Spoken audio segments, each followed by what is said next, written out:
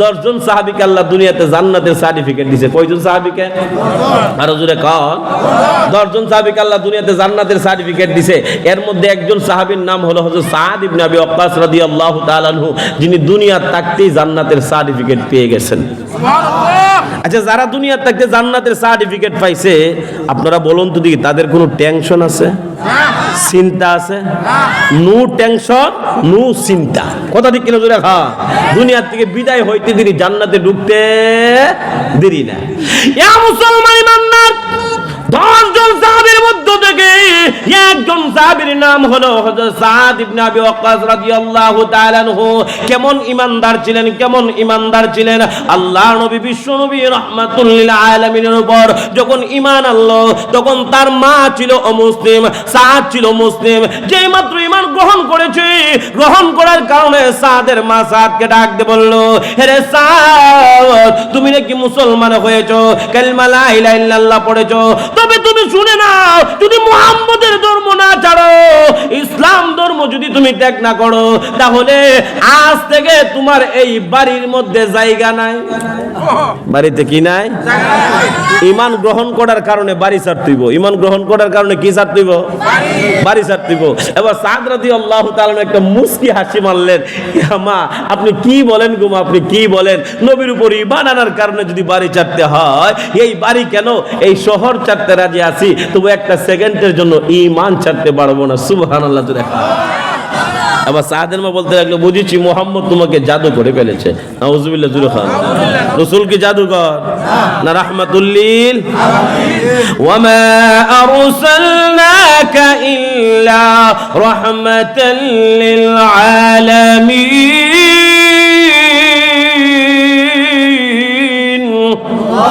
আল্লাহ রাব্বুল আলামিন বিশ্ব নবী রাহমাতুল লিল আলামিনকে এই জগতের মধ্যে রহমত স্বরূপ আল্লাহ প্রেরণ করেছে। ইয়া মুসলমান ইমানদার, আল্লাহ রাব্বুল আলামিন এই পৃথিবীর মধ্যে 18,000 মাখলুকাত, মতান্তরে 40,000 মাখলুকাত, কোন তাফসীরকারকরা বলেন এই পৃথিবীর মধ্যে আল্লাহ রাব্বুল আলামিন 80,000 মাখলুকাত আল্লাহ সৃষ্টি করেছেন। 80,000 মাখলুকাতের জন্য বিশ্ব নবীকে মহান আল্লাহ এই জগতে রহমত স্বরূপ প্রেরণ করেছে। বলেন না সুবহানাল্লাহ। যেই মাত্র এই কথা বললেন, বলার সাথে সাথে এবার সাদ মা বলতে লাগলো, বুঝেছি মুহাম্মদ তোমাকে জাদু করে ফেলেছে, তবে তুমি শুনে নাও, যদি মুহাম্মদের ধর্ম না ছাড়ো, ইসলাম ধর্ম ত্যাগ না করো, তাহলে আজ থেকে আমি খানা পিনা বন্ধ করলাম। কি বন্ধ করলাম? খানা পিনা বন্ধ করবে, ততক্ষণ আমি পানিও পান করতাম না।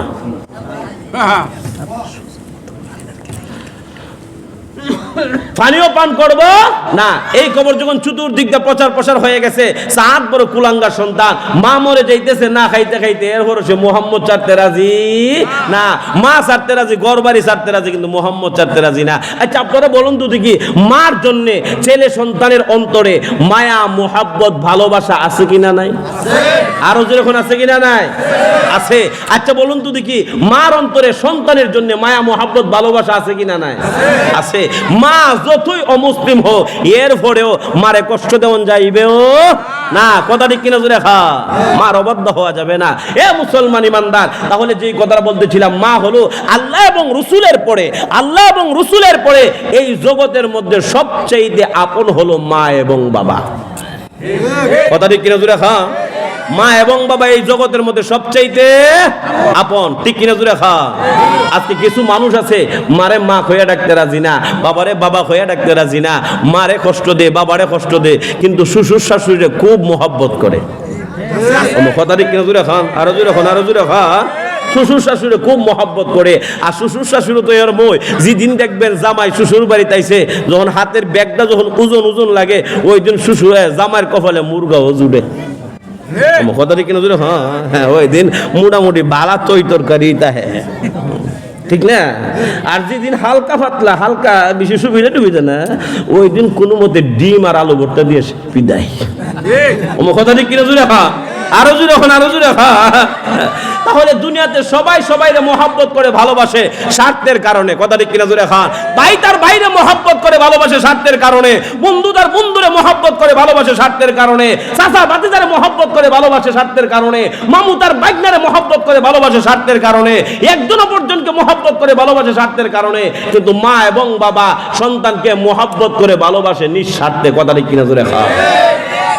ইয়া মুসলমান ইমানদার, মা এবং বাবা সন্তানের জন্য অমূল্য সম্পদ। যতদিন পর্যন্ত মা বাপ দুনিয়াতে থাকবে সন্তানের কোনো টেনশন নাই। কথা ঠিক কিনা জোরে খান? বাবার সন্তানের জন্য একটা বট গাছ, সন্তানের জন্য বট গাছ, বট গাছের ছায়া যতদিন উপরে থাকে কেউ ওই বট গাছ সন্তানকে অনিষ্ট করতে পারে না, সন্তানকে কষ্ট দিতে পারে না। বট গাছের উপরও দিয়া যাইব জোর তুফান, বট গাছের উপর দিয়া যাবো। কথা ঠিক কিনা জোরে খান? সন্তান কোনো টের হইবে না, এই মাত্র বট গাছও ফিরে জায়গা, এরপরে সন্তানের সুখ দুঃখ শুরু হয়ে জায়গা।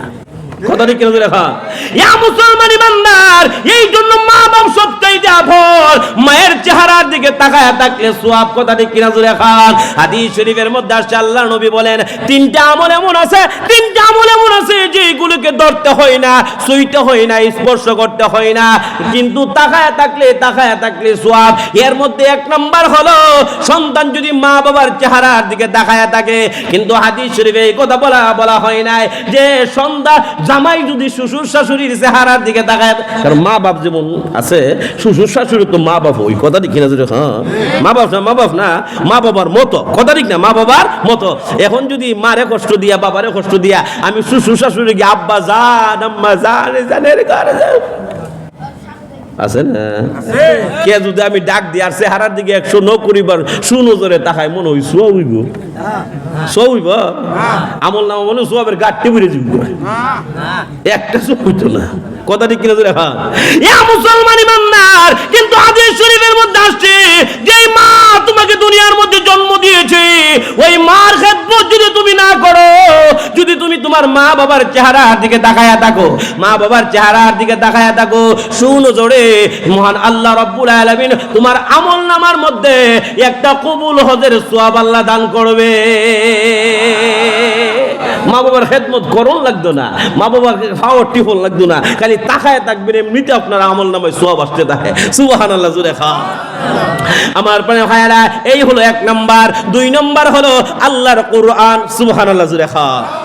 2 নাম্বার হলো আল্লাহর কোরআন। যদি কোনো ব্যক্তি আল্লাহর কোরআন পড়তে জানে না, অনেক মনের মধ্যে অনেক কষ্ট। ছোটবেলায় কাজের কারণে গরিব ছিলাম, ছোটবেলায় কাজের কারণে কাজকর্ম করার কারণে আল্লাহর কোরআন ভালোভাবে আমি পড়তে পারি নাই। কিন্তু কোরআনের মাহাত্ম্য, কোরআনের ফজিলত সম্পর্কে আমার জানা আছে। কিন্তু এমন অনেক মানুষ আছে যারা কোরআন শরীফ পড়তে জানে না, কিন্তু ফজিলত সম্পর্কে অবগত আছে। মুসলমান ইমানদার, কোন মানুষ যদি আল্লাহর কোরআন না পড়তে পারে, এরপরে কোরআনের দিকে যদি তাকায় থাকে, পড়নেওয়ালা যতটুকু সওয়াব পাবে, আল্লাহ রাসূল হাদিসের মধ্যে বলেন ওই বান্দার আমল নামার মধ্যে ততটুকু সওয়াব আল্লাহ লিখিয়া দিবে। তাহলে গেলে 2 নম্বর। 3 নম্বরটা আসুন, যেই ঘর আল্লাহর ঘর বাইতুল্লাহ, যেই ঘরটা হলো মসজিদের প্রাণ কেন্দ্র। কথা ঠিক কিনা জোরে খান? বাইতুল্লাহ হলো হেড, বাইতুল্লাহ হলো কি? আর বাইতুল্লাহ হলো হেড মানে কোনো হেডকোয়ার্টার, আর এই মসজিদ হলো শাখা। এই মসজিদ হলো কি? ইয়া মুসলমান ইমানদার, যেই ঘরটা আল্লাহর ঘর বাইতুল্লাহর মধ্যে দাঁড়ায় আছে, যেই ঘরের মধ্যে লক্ষ লক্ষ মানুষ তোয়াফ করার জন্য যায়, হজ করার জন্য যে বাইতুল্লাহর চতুর্দিক দিয়ে তোয়াফ করে। হে মুসলমান ইমানদার, অনেক যুবকরা আছে শক্তি সামর্থ্য, আল্লাহর ঘর মসজিদের, আল্লাহর ঘর বাইতুল্লাহর মধ্যে দরিয়া, গিলাফের মধ্যে দরিয়া, মনের কান্নাকাটি করে, মনের যত কথা আছে সব কথা আল্লাহর কাছে বলে। কিন্তু এমন অনেক মুরব্বী আছে, এমন বৃদ্ধ বাবারা আছে যারা উমরা করতে যায়, যারা হজ করতে যায়, বাইতুল্লাহ ধরতে পারে না। কথা ঠিক কিনা জোরে খান? বাইতুল্লাহ ধরতে পারে না, স্পর্শ করতে পারে না। ইয়া মুসলমান ইমানদার, এমন কিছু মুরব্বীরা যখন চোখের পানি চালাইয়া, যখন বাইতুল্লাহর দিকে তাকাইয়া কান্নাকাটি করে, আল্লাহর নবী বলেন ওই বান্দা হাত দিয়া স্পর্শ করিয়া কান্নাকাটি করিয়া দূরে আল্লাহর কাছে বলার পরে যতটুকু সওয়াব তার আমল নামার মধ্যে আসলো, মুরব্বীকে ধরতে পারো না। সেই জন্য মহান আল্লাহ রাব্বুল আলামিন মুরব্বীর আমল নামায় ততটুকু নেক আল্লাহ লিখিয়া দিবে। আল্লাহু আকবার। বাইতুল্লাহর দিকে তাকায় থাকলে সওয়াব, সেকেন্ডে সেকেন্ডে আপনার আমলনামায় সওয়াব ঢুকতাছে। কথা ঠিক কিনা জোরে খান? তাহলে যেই কথাটা বলতেছিলাম, মা বাপ সবচেয়ে এই পৃথিবীর মধ্যে দামি। কথা ঠিক কিনা জোরে খান? মা বাবার খেদমত করার দরকার আছে নি? আর জোরে খান আছে।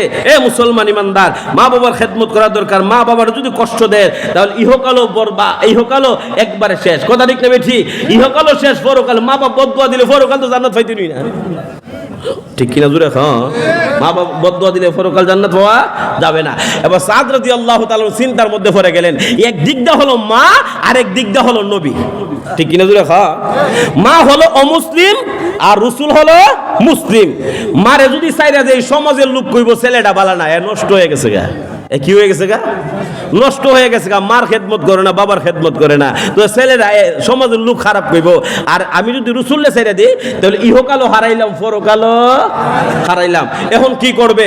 মা অত আফন, রসুল তো আফন, দুইটা আফন, দুইটার মধ্যে কারে ধরবে আর কারে ছাড়বে বড় টেনশনের মধ্যে পড়ে গেছে। সুবহানাল্লাহ জুড়ে খান। অনেক চিন্তা ফিকির করার পরে একটা সিদ্ধান্ত তিনি নিয়ে ফেলেছেন। সুবহানাল্লাহ সুবহানাল্লাহ। এবার সিদ্ধান্তটা সাদ রাদিয়াল্লাহু তাআলা তার মার কানে কানে শুনায় দিব। এবার সাদ রাদিয়াল্লাহু তাআলা তার মার কাছে গিয়ে বলতে লাগলেন, ইয়া মা, বহু কষ্টে একটা সিদ্ধান্ত গ্রহণ করেছো গো মা। এবার মা ডাক দিয়ে বলে, বাবা তুমি কি সিদ্ধান্ত গ্রহণ করেছো? আমি যে সিদ্ধান্তটা গ্রহণ করেছি সেটা আমি তোমার কানে কানে বলে দেব। মার মনে মনে ধারণা, আমার সন্তান আমাকে বলবে, মা তোমার আর কষ্ট করতে হবে না, আমি মুহাম্মদের ধর্ম ছেড়ে দিয়ে, ইসলাম ধর্ম ছেড়ে দিয়ে তোমাদের ধর্মের মধ্যে আমি চলে আসব। সেই কথা আমার সন্তান আমাকে বলবে। আমি ভাবলাম কি, আর আমার সন্তান বলল কি?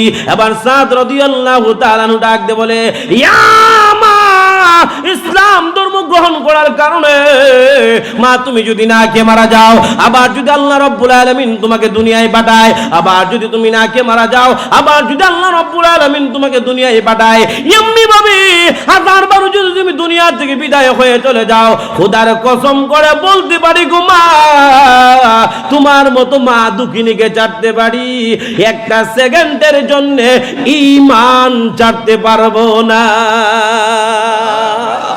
আল্লাহু আকবার, আল্লাহু আকবার। কেমন মজবুত ঈমান ছিল সাহাবায়ে কেরামের। মা ছেড়ে দিতে রাজি।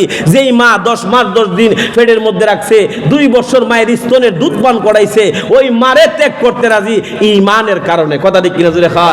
তারা জান্নাতুল ফিরদাউস পাইতো না তো, মাগার আমরা পাবো? আমাদের ঈমানের অবস্থা তো খুব দুর্বল। আমাদের ঈমান তো নরে বরে ঈমান, বক্কর চক্করের ঈমান। কথা ঠিক কিনা জোরে খাওয়া?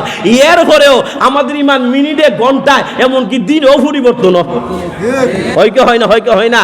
আর সামনে তো মাগার নির্বাচন আইতেছে। কথা ঠিক না? সামনে তো নির্বাচন আইতেছে, কতজনকে ওয়াদা যে দিব। আল্লাহু আকবার, আল্লাহু আকবার। কথা ঠিক কিনা জোরে খাওয়া? প্রার্থীও আইবো, আর সাফ চুলের মধ্যে গিয়ে মুরব্বীরা বইবো। এরপরে দেখবেন গাড়ি থামায়া আয়া দেখবেন খোলাখুলি মুসাবা টুসাবা খোলাখুলি আগুন। কথা ঠিক কিনা জোরে খাওয়া? জি বেটার সাথে জিন্দেগি তো মুসাফা করছে না, কুলাকুলি করছে না, এই বেটার সাথে দেখবেন কুলাকুলি মুসাফা শুরু হয়ে গেছে। আমার কথা ঠিক কিনা জোরে খাওয়া? কিলিগা বুড়ের লাগে, কিলিগা বুড়ের লাগে। কিসের জন্য? কিসের জন্য? বুড়ের জন্য। এরপরে দেখবেন রং চা খাওয়াইব, আছে না? রং চা খাওয়াইব, দুধ চা খাওয়াইব। খাওয়ানোর পরে এরপরে যদি ইলা যদি বড় টান টুন দে তাহলে একটা গুল্লি মারবো। আমার কথা ঠিক কিনা জোরে খাওয়া? মাইরা কইব, চাচা আমি তো মুখ মার্কা দাঁড়াইছিলাম, চাচা আমার একদম বুটটা দিই না। তখন মুরব্বী ডাক দেবো, বাতিজা তোমার বুটটা না দিলে দিমু করে, তুমি তো আমাদের এলাকার সন্তান। আমার কথা ঠিক কিনা জোরে? তো উনার এই কথা বইলা ওয়াদা করছে তোমার দিমু, এই বড় ওয়াদা লইয়া এই বড় গাড়ি দুইটা গেছে গা। কিছুক্ষণ পরে আরেক প্রার্থী আইছে, আয়া বেটারে মুসাফা টুসাফা করলো, যা করলো এভরিথিং সব কইরা। এরপরে দোকানদারে বললো, এই তোমার করে কি কফি আছে? কফি? কফি আছে। মুরব্বীর একটা কফি লাগাও। কি লাগাও? কফি লাগাও। তো কফি খাওয়ার পরে এরপরে একটা মালও দিল, বুঝলি, টানের মাল দিল।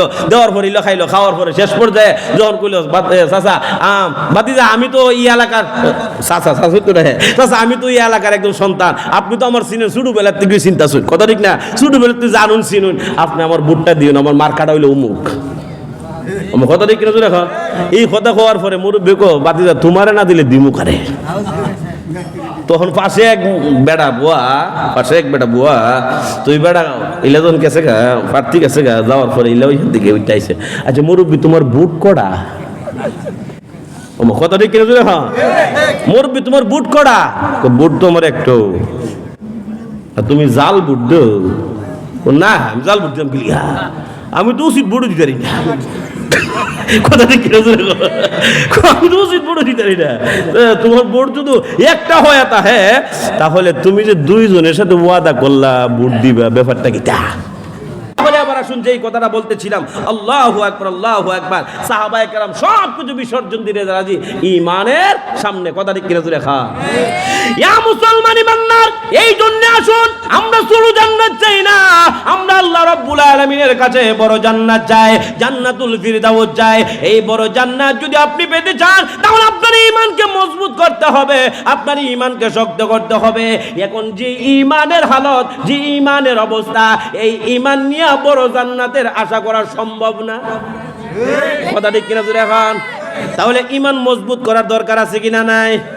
আর হুজুরে কোন আছে কিনা নাই ইয়া মুসলমান ইমানদার ঈমান এমন একটা জিনিস ঈমান বাড়েও এবং কমেও ঈমান বাড়েও এবং কমেও এটা আমার কথা নয় আল্লাহ কোরআনের মধ্যে বলেন ওয়া ইদা তুলিয়াত আলাইহিম আয়াতুহু জাদাতুহুম ঈমানা মুমিন বান্দার সামনে যখন আল্লাহর কোরআন তেলাওয়াত করা হয় তখন মুমিন বান্দার ঈমান আস্তে আস্তে বৃদ্ধি পাইতে থাকে বলেন না সুবহানাল্লাহ কোরআন তেলাওয়াত করা নেক আমল কোরআন তেলাওয়াত করা কি আমল আরো জোরে কোন কি আমল কোরআন তেলাওয়াত করা নেক আমল করলে ঈমান বাড়ে নেক আমল করলে কি বাড়ে আরো জোরে কোন নেক আমল করলে কি বাড়ে ঈমান বাড়ে আর খারাপ কাজ করলে ঈমান কমে কথা ঠিক কিনা জোরে এখন নেক আমল করলে ঈমান বাড়ে আর খারাপ কাজ করলে ঈমান কমে হে মুসলমান ইমানদার নামাজ যেমন নেক আমল রোজা যেমন নেক আমল হজ যেমন নেক আমল যাকাত দেওয়া যেমন নেক আমল মাহফিল করা যেমন নেক আমল মাহফিলের মধ্যে আলোচনা শোনা যেমন নেক আমল রাস্তার মধ্যে কষ্টদায়ক জিনিস পড়ে আছে একটা কাটা পড়ে আছে একটা বোতলের ভাঙা জিনিস পড়ে আছে মানুষে দেখে না ওই রাস্তা থেকে যদি আপনি কষ্টদায়ক জিনিসটা সরায়া দেন তাহলে এটাও নেক আমলের অন্তর্ভুক্ত হয়ে যাবে কথা ঠিক কিনা জোরে খান মানুষকে সৎ উপদেশ দেওয়া মানুষকে ভালো কথা উপদেশ দেওয়া সেটাও নেক আমলের অন্তর্ভুক্ত ইয়া মুসলমান ইমানদার আল্লাহর ঘর মসজিদ বানানো সেটাও নেক আমল মসজিদ বানানো নেক আমল বাইতুল্লাহর মধ্যে যাওয়া নেক আমল মাদ্রাসা তৈরি করা নেক আমল কথা ঠিক কিনা জোরে কার এমনি ভাবে যখন আপনি আস্তে আস্তে নেক আমল বেশি করিয়া করতে থাকবেন আপনার ঈমানি পাওয়ার যদি 30% হয়ে থাকে আস্তে আস্তে বাড়তে আপনার ঈমান 100% এর মধ্যে যায় উপস্থিত হয়ে যাবে 100% যখন আপনার ঈমান যখন হয়ে যাবে আপনি হয়ে যাবেন কামেল ঈমানদার পরিপূর্ণ ঈমানদার কথা ঠিক কিনা জোরে কার আর যারা পরিপূর্ণ ঈমানদার হয়ে যাবে মহান আল্লাহ রাব্বুল আলামিন তাদের জন্য জান্নাতুল ফিরদাউস আল্লাহ রিজার্ভ করে রেখে দিয়েছে তাহলে বোঝা গেল ঈমান নেক আমল করলে কি বাড়ে ঈমান বাড়ে নেক আমল করলে কি বাড়ে আর খারাপ কাজ করলে ঈমান কমে কথা ঠিক কিনা জোরে খা এ মুসলমান ইমানদার তাহলে আমরা যদি জান্নাতুল ফিরদাউস আমরা সকলে চাই কি চাই না চাই জান্নাতুল ফিরদাউসের মধ্যে যেতে গেলে আমাদের ঈমানটারে মজবুত করার দরকার আছে কিনা নাই আরো জোরে কোন আছে কিনা নাই মজবুত করার দরকার যদি আমরা ঈমানকে মজবুত করতে চাই ঈমানটারে যদি শক্ত করতে চাই আর সাহাবায়ে কেরামের ঈমানের মতো তৈরি করিয়া জান্নাতুল ফিরদাউসের মেহমান যদি আমরা হতে চাই তাহলে আমাদের নেক আমলের দরকার আছে কিনা নাই আরো জোরে আছে কিনা নাই নেক আমল করব ইনশাআল্লাহ নামাজ পড়ব তো ইনশাআল্লাহ কারা নামাজ পড়বেন হাত তুলেন আল্লাহ কবুল করুক সকলে বলুন আমিন হাত নামান আমরা সবাই নেক আমল করব নামাজ পড়ব নামাজ যেমন নেক আমল রোজা যেমন নেক আমল দান খয়রাত করা এটাও একটা নেক আমল ঠিক কথা ঠিক কিনা জোরে খান দান খয়রাত করা কি আমল নেক আমল তাহলে আজকে আমরা হালকা পাতলা একটু জান্নাতুল ফিরদাউসের আশায় কারণ সব জিনিসের গ্যারান্টি আছে মরণের আরো জোরে এখন মরণের এই যে আপনাদের সামনে এই যে আমার হাতে এই জিনিসটা কি বলেন তো দেখি আপনারা মোবাইল এই মোবাইলটা যিনি বানাইছেন উনি তো মানুষ কথা ঠিক কিনা জোরে খান যিনি বানাইছেন উনি মানুষ এই মোবাইলটার যখন নতুন বিক্রি করা হয় তখন 1 বছরের ওয়ারেন্টি দেয় কথা ঠিক কিনা জোরে খান আর ব্যাটারি এটার ভিতরে যেটা আছে 6 মাসের গ্যারান্টি, 6 মাসের গ্যারান্টি, 1 বছর ওয়ারেন্টি, 6 মাসের গ্যারান্টি। কথা ঠিক কিনা জোরে খান? তাহলে যিনি বানাইলো উনি পণ্যটার আপনি ওয়ারেন্টিও দিল, গ্যারান্টিও দিল। কথা ঠিক না ঠিক? আর যিনি বানাইছে উনার জিন্দিগির কোনো গ্যারান্টি নেই। কথা ঠিক কিনা জোরে খান? যে বানাইছে এটার গ্যারান্টি আছে, কিন্তু যে বানাইলো এর কোনো গ্যারান্টি নাই। কথা ঠিক কিনা জোরে খান? আচ্ছা, আপনারা যে এই মাহফিলের মধ্যে আসছেন, আপনারা কি নিশ্চিত কেউ বলতে পারবেন যে আমি আজকে বাসায় গিয়ে ঘুমাইতে পারবো? না, বলার ক্ষমতা নাই। কারণ কার হায়াত কতদিন আছে কেউ জানে না। জানে কে? আরো জন জানে কে? আল্লাহ জানে। এই জন্য কোন সময় মৃত্যু এসে যায় কেউ বলতে পারবে না। অনেক মানুষ দেখবেন অ্যাক্সিডেন্টে মারা যায়। কথা ঠিক কিনা জোরে খান? অনেক মানুষ রাত্রে ঘুমায়, সকালবেলার ঘুম থেকে উঠে না। এমন আছে কিনা? নাই, আছে।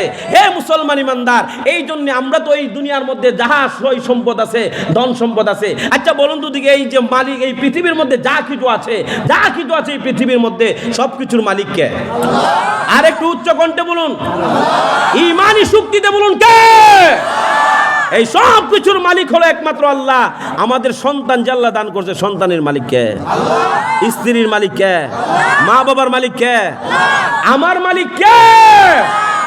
আল্লাহ যদি সম্পদের মালিক হয়ে থাকে, আমার সন্তানের মালিক হয়ে থাকে, স্ত্রীর মালিক হয়ে থাকে, এমনকি মা বাবার মালিক, আমার নিজের মালিক যদি আল্লাহই হয়ে থাকে, তাহলে আমার বলতে কি আছে? আমার বলতে কোনো কিছু আছে? তাহলে আমার বলতে কোনো কিছুই নাই।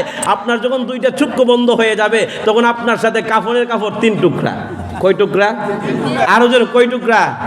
3 টুকরা কাফনের কাপড়, এটাই আপনার সাথে যাইব। কথা ঠিক কিনা জোরে এখন? আমার বলতে হাদিস শরীফের মধ্যে আসছে, আমার বলতে 3টা কথা বুঝায়। আমার বলতে কয়টা বুঝায়? 3টা কথা। আমার বলতে আমি যা খাইলাম, আমি যা খাইলাম, আমার পেটের মধ্যে আমি যা দিলাম, এটা হইলো আমার নিজের। আমার কথা ঠিক কিনা জোরে এখন? আমি যা খাইলাম, আমার পেটে যা দিলাম, এটা হইলো আমার নিজের। আর আমি যা পরিধান করলাম, এই কাপড় চোপড়, এইগুলো হলো আমার নিজের। কথা ঠিক কিনা জোরে খান?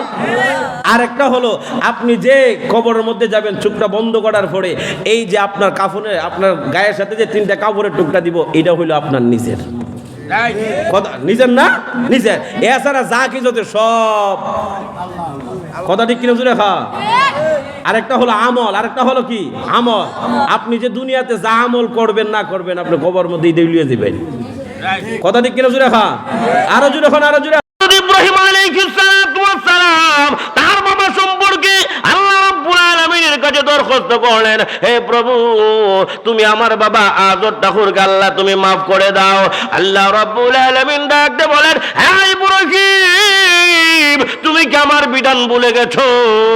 আমি না বলেছি কোন অমুসলিমকে আমি আল্লাহ maaf দেব না, অর্থাৎ ঈমান না আনলে আমি আল্লাহ কাউকে maaf দেই না। কথা ঠিক কিনা তো দেখা? তাহলে জান্নাতের ভিতরে ঢুকতে গেলে ঈমান লাগবে কি লাগবে না? আরো জোরে কান। এ মুসলমান ইমানদার, বুখারী শরীফের হাদিস, আল্লাহর নবী বিশ্ব নবী রাহমাতুল লিল আলামিন কি কিছু সময়ের জন্য পাওয়া যাচ্ছে না। চতুর্দিক দিয়ে সাহাবায়ে কেরাম বের হয়ে গেলেন, আবু বকর বের হয়ে গেল, ওমর রাদিয়াল্লাহু তাআলা আনহু বের হয়ে গেছে, হাতের মধ্যে তরবারি নিয়ে ফেলেছে, হুঙ্কার ছেড়ে দিয়েছে, হে মদিনার কাফের মুশরিক মুনাফিকের দলেরা, আল্লাহর নবী বিশ্ব নবী রাহমাতুল লিল আলামিনের সন্ধান করব, যদি সন্ধান না পায় আমার এই তলোয়ারের হাত থেকে একটাও রক্ষা পাবে না, 3.5 হাত বুড়ি থেকে গর্দানকে আলাদা করে ফেলবো। কথা ঠিক কিনা জোরে খান? উমর নরম না গরম? আরো জোরে কোন নরম না গরম? আবু বকর নরম না গরম? নরম। আবু বকর নরম আর উমর হইল গরম। কথা ঠিক কিনা জোরে খান? কারণ আল্লাহ রাব্বুল আলামিন দুনিয়ার মধ্যে এক একজনের মেজাজ এক এক রকম দিয়েছেন। কথা ঠিক কিনা জোরে খান? সকলের মেজাজ এক রকম দেন নাই। সকলের মেজাজ যদি এক রকম দিত, তাহলে 71 সালের আগেই বাংলাদেশ কিয়ামত দিত গা। কথা ঠিক কিনা জোরে খান? বাংলাদেশ স্বাধীন হয়েছে কয় সালে? 1971 সালে। তাহলে এই 71 সাল থাকতো না। সবার মেজাজ যদি আল্লাহ উমরের মতো দিত, তাহলে এটা 71 সালের আগে আর কত আগে কিয়ামত। সবাই গরম থাকলে তেমনি কিয়ামত হয়ে যাবে। কথা ঠিক কিনা দেখা? আল্লাহ কিছু কিছু মানুষের মেজাজ দিছে ঠান্ডা, আবার কিছু কিছু মানুষের মেজাজ দিছে গরম। কথা ঠিক কিনা দেখা? আর উমরের মেজাজ হলো গরম। উমরের মেজাজ কি? আল্লাহু আকবার, আল্লাহু আকবার। যে উমর হাতের আঙ্গুলের ইশারার দ্বারা অর্ধেকটা পৃথিবী পরিচালনা করেছেন, সুবহানাল্লাহ, জুড়ে খাও আল্লাহু আকবার, আল্লাহু আকবার। গোটা পৃথিবী উমর শাসন করতে পারে নাই, গোটা পৃথিবী উমর শাসন করতে পারে নাই, কিন্তু গোটা পৃথিবী শাসন করেছে চারজন। কয়জন? আরো জোরে কোন কয়জন? চারজন গোটা পৃথিবীর শাসন করেছে। এর মধ্যে মুসলমানদের মধ্যে দুইজন আর অমুসলিমদের মধ্যে দুইজন। অমুসলিমদের মধ্যে একজন হলো বাদশাহ নমরুদ, গোটা পৃথিবীর রাজত্ব করেছে, শাসন করেছে। আরেকজন হলো বুখতে নসর, গোটা পৃথিবীর রাজত্ব করেছে, শাসন করেছে। আর মুসলমানদের মধ্য থেকে যেই দুইজন গোটা পৃথিবীর শাসন করেছে, এর মধ্যে একজনের নাম হলো হযরত সুলাইমান আলাইহিস সালাতু ওয়াস সালাম, আরেকজনের নাম হলো যুলকারনাইন বাদশা। চিৎকার দিয়ে বলুন সুবহানাল্লাহ। তাহলে উমর রাদিয়াল্লাহু তাআলা গোটা পৃথিবী শাসন করতে পারে নাই। কতটুকু করেছে? অর্ধেকটা। কতটুকু? অর্ধেকটা। মেজাজও ছিল গরম, যে এইমাত্র হাতের মধ্যে তরবারি নিয়ে ফেলেছে, হুঙ্কার ছেড়ে দিয়েছে। এমনি দেখা গেল মদিনার সমস্ত মুনাফিকের দলেরা তরতর করে কাঁপতে শুরু করে দিছে। এবার একজন অপরজনকে বলতে লাগলো, তাড়াতাড়ি মুহাম্মদের সন্ধান লাগাও, মুহাম্মদকে খুঁজিয়া বাহির করো, না হয় উমরের হাত থেকে কারো রক্ষা নাই। কথা ঠিক কিনা জোরে খাও। আবার সকলে মুহাম্মদ সাল্লাল্লাহু আলাইহি সাল্লামকে খুঁজতে বাইর হয়ে গেছে। নবীর একজন প্রসিদ্ধ সাহাবী যার নাম হলো হযরত আবু হুরায়রা রাদিয়াল্লাহু তাআলা আনহু। ওই আবু হুরায়রা বলে, আল্লাহর নবী, বিশ্ব নবী রাহমাতুল লিল আলামিন কোথায় গেছে, কোথায় রাসূলকে খুঁজবো? কিন্তু বিশ্ব নবীর সন্ধান পাওয়ার একটা রাস্তা আমার জানা আছে। সেই রাস্তাটা হলো রাসূল যেই রাস্তা দিয়ে অতিক্রম করত, যেই রাস্তা দিয়ে যাইতো, ওই রাস্তা দিয়ে রাসূলের শরীর মুবারক থেকে মেশকে আম্বরের গান বাইর হইতো। সুবহানাল্লাহ জুড়ে খাও। আরেকটু জোরে বলুন না সুবহানাল্লাহ। কিসের গান? মেশকে আম্বরের গান বাইর হইতো। রাসূল সাল্লাল্লাহু আলাইহি সাল্লামের শরীর মুবারক থেকে যে পসিনা মুবারক বাইর হইতো, গাম মুবারক বাইর হইতো, এটা মেশকে আম্বরের চাইতে আরো বেশি সুগন্ধি ছিল। এই জন্য হাদিস শরীফের মধ্যে আসছে, নবীর বিবিগণ রাসূলের গাম সংগ্রহ করার জন্য তারা প্রতিযোগিতা করতেন। সুবহানাল্লাহ, সুবহানাল্লাহ। আচ্ছা, আমাদের শরীর দিয়া যে গামটা বাইর হয়, মনে হয় এটা সুগন্ধি গো। আপনারা কি দেখুন, এটা সুগন্ধি। দুর্গন্ধের কারণে মানুষ একজন অপরজনের কাছে আসিয়া বসতে পারে না। কথা ঠিক কিনা জোরে খান। আমার হযরত আবু হুরায়রা রাদিয়াল্লাহু তাআলা আনহু বলে, আল্লাহর বিশ্ব নবী রাহমাতুল লিল আলামিন কোথায় গেছে, কোথায় রাসূলকে খুঁজবো? কিন্তু বিশ্ব নবী রাহমাতুল লিল আলামিনের সন্ধান পাওয়ার একটা রাস্তা আমার জানা আছে। সেই রাস্তাটা হলো রাসূল যেই রাস্তা দিয়ে অতিক্রম করত, ওই রাস্তা দিয়ে রাসূলের শরীর মুবারক থেকে মেশকে আম্বরের গান বাইর হইতো। আমি আবু হুরায়রা ঘর থেকে বাইরে হইয়া নাক টানতে আরম্ভ করে দিলাম। মেশকে আম্বরের সুগান কোন রাস্তা দিয়ে আসতেছে, হঠাৎ করে আমার নাকের ভিতরে সুগান আসতে শুরু হয়ে গেল। ওই গানকে ফলো করে আমি রওনা করলাম। যাইতে যাইতে এমন একটা বাগানের কাছে গেলাম, গিয়ে চতুর্দিক দেওয়াল দেওয়া, যাওয়ার মতো কোনো রাস্তা নাই, কিন্তু মেশকে আম্বরের সুগান ওই বাগানের ভিতর থেকে আসতেছে। আমি চাইলাম প্রবেশ করার জন্য, হঠাৎ করে তাকায় দেখি একটা গর্ত দেখা যায়। ওই গর্ত দিয়ে আমি বাগানের ভিতরে প্রবেশ করলাম। প্রবেশ করে গিয়ে দেখি আল্লাহ নবী, বিশ্ব নবী রাহমাতুল লিল আলামিন বাগানের ভিতরে গাছের নিচে সিজদায় পড়ে রব্বি হাবলি উম্মতি, রব্বি হাবলি উম্মতি বলে আল্লাহর দরবারে কাঁদতেছে। বলেন না সুবহানাল্লাহ।